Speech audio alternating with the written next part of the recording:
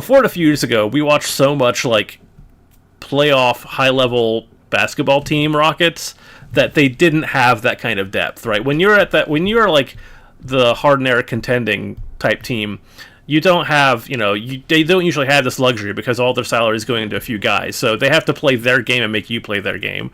So it's a very interesting and fun change now to see them having this like two like 10 deep team who can roll out all kinds of different lineups and stuff. So it's fun to see Udoka get creative with it. Yeah, exactly. Yeah. I like it too. It's refreshing.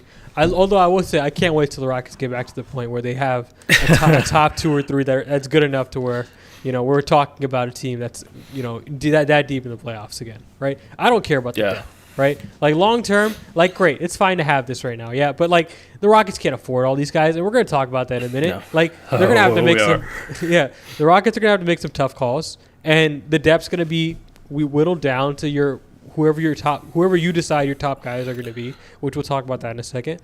But when you get to that point, your depth is going to be like 3 guys off the bench come playoff time, right?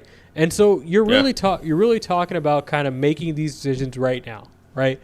Like who's going to be better than who right now, figuring out where you want to allocate your finances right now.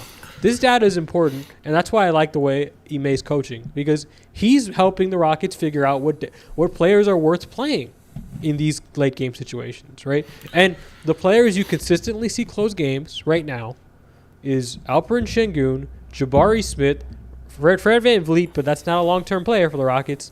Dillon Brooks, I think, might be a long-term player, and that's pretty much it. Right? There's not really a 5th guy that you see consistently closing. That guy kind of changes night to night.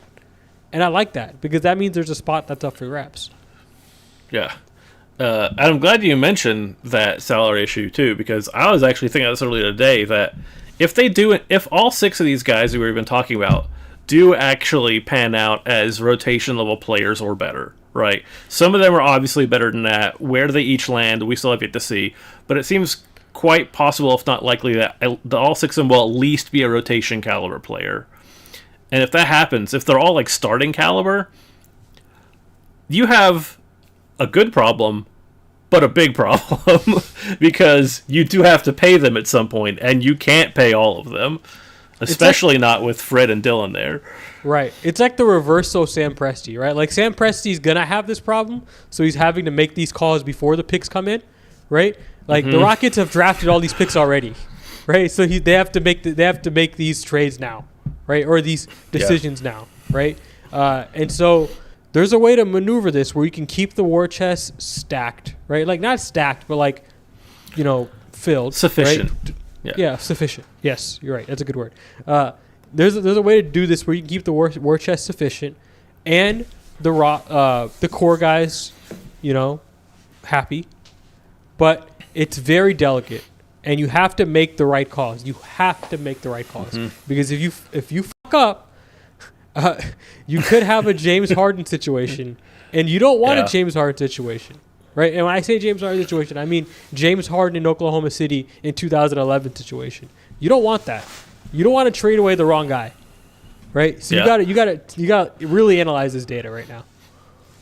Yeah, and I don't think that. They don't, obviously none of this is going to happen this season. This season is all just like, this is all data gathering gravy. This is great. We're having a good time. Like, there's almost no way that this can go in a way that is bad this season, right? Like the worst thing that could happen is that guys get hurt, and even then, it sucks. But they still are not they're not on the clock yet, but they're about to be on the clock. They're going to have to start making hard calls probably as early as next trade deadline to decide who's going to be around long term, who do they want to pay, and who do they want to convert into future draft assets, which is the way that you keep that stuff rolling, right? You have to keep it's kind of like soccer, where like you sell high on guys so that you can get like non-paid assets, and you can keep kind of rolling that over. I mean, you see it with like long-standing contending teams do this, where they'll draft guys, they get draft assets, they draft guys not at the top of the draft, but guys who can be pretty good. They try to develop the guys who can be pretty good into role players, and anybody who gets too good, then they have to like decide who's going to move to where, etc.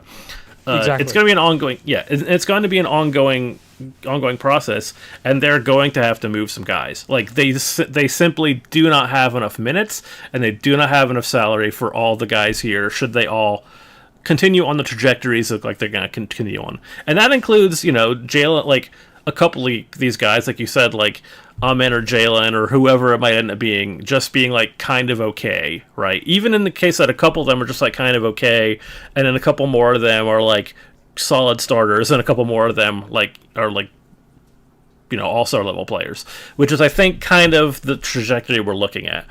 Even in that case, that's a lot of money, and so you have to pick who's going away. So don't get attached to all these guys. So some of them are leaving. And you still have to leave room for like the Jeff Screen of the world. Anyway. Exactly right. You got to keep your mid-level exception open. Like I think the Rockets will actually use their mid-level exception this summer, right? I think they're shaping up to use that.